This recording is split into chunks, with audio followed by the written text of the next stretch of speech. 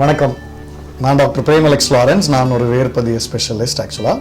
So இந்த comment செக்ஷனில் பார்த்தீங்கன்னா நிறைய கமெண்ட்ஸ் வந்து இந்த ஃப்ரண்ட் பல்லு அப்புறம் நம்ம இம்ப்ளான்ட் பண்ணதுக்கப்புறம் எப்படி இருக்கும் அப்படின்னு நிறைய பேர் கேட்டிருந்தீங்க.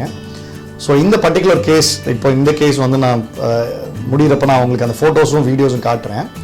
ஸோ அது வந்து ஒரு இந்த பர்டிகுலர் பேஷண்ட்டுக்கு வந்து ஒரு ஃப்ரண்ட் பல், அதாவது இந்த ஃப்ரண்ட் சென்ட்ரல் இன்சைசர்னு சொல்லுவோம், அதுக்கு பக்கத்து பல்லு லாட்ரல் இன்சைசர்னு சொல்லுவோம்.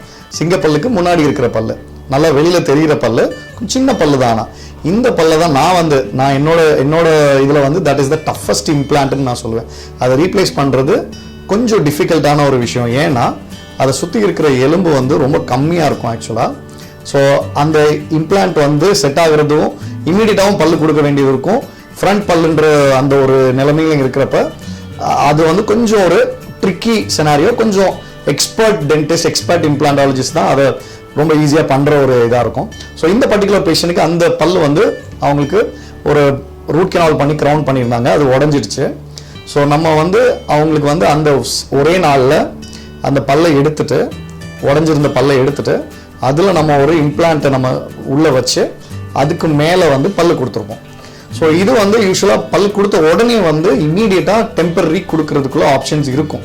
ப்ரொவைடட் இன்ஃபெக்ஷன் பெருசாக இல்லை அப்படின்ற பட்சத்தில் இம்மீடியட்டாக நம்ம ஒரு டெம்பரரி பல்லு, அதாவது டெம்பரரின்றது பிளாஸ்டிக்கில் அதை சுற்றி நம்ம இம்மீடியட்டாக பண்ணுற மாதிரி இருக்கும். இது ஏன் இம்மீடியட்டாக பண்ணணும் அப்படின்னு கேட்டிங்கன்னா, அந்த சுற்றி இருக்கிற அந்த ஈரும் சரி எலும்பும் சரி பல்லை எடுத்த உடனே உங்களுக்கு வந்து கரைய ஆரம்பிக்கும்.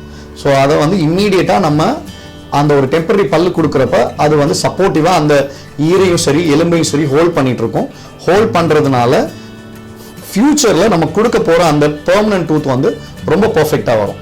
ஸோ அதுக்கப்புறம் பார்த்தீங்கன்னா ஒரு ஏறக்குறைய ஒரு 4 to 6 months வெயிட் பண்ணுவோம். இந்த டெம்பரரி பல்லு மட்டும்தான் இருக்கும் அவங்க வாயில். டெம்பரரி பல்லுன்றது பிளாஸ்டிக்காலானது. பெர்மனன்ட் பல் செராமிக்கில் கொடுக்கறதுக்கு முன்னாடி ஒரு 4 to 6 months வெயிட் பண்ணிவிட்டு அதற்கு பிறகு தான் நம்ம வந்து அதில் வந்து நம்ம ஒரு டெஃபினிட்டிவ் ஒரு அபட்மெண்ட்னு சொல்லுவோம். அந்த இம்ப்ளான்ட்லேருந்து ஒரு கனெக்ஷன் கொடுத்து அதுக்கு மேலே வந்து நம்ம வந்து பெர்மனன்ட் ஜிர்கோனியா க்ரௌனை வந்து நம்ம இந்த பர்டிகுலர் கேஸில் நம்ம சிமெண்ட் பண்ண போகிறோம். இது அந்த ஸ்டார்டிங்லேருந்து அந்த ப்ராசஸ் ப்ராப்பராக ஃபாலோ பண்ணதுனால அந்த ஃப்ரண்ட் பல்லு வந்து உங்களுக்கு நேச்சுரல் பல்லு எது, உங்களோட இம்ப்ளான்ட் பல்லு எதுன்றது அந்த பேஷண்ட்டே ஆக்சுவலாக அவங்களாலே கண்டுபிடிக்க முடியாத அளவுக்கு அந்த இஸ்தட்டிக்ஸ் இருந்துச்சு. அந்த கேஸை தான் நீங்கள் வந்து இந்த வீடியோவில் நீங்கள் இனி பார்க்க போகிறீங்க. இது வந்து அந்த பேஷண்டோட ஒரிஜினல் எக்ஸ்ரே. பார்த்தீங்கன்னா அந்த பாதி பல்லு உடஞ்சிருக்கு ஆக்சுவலாக.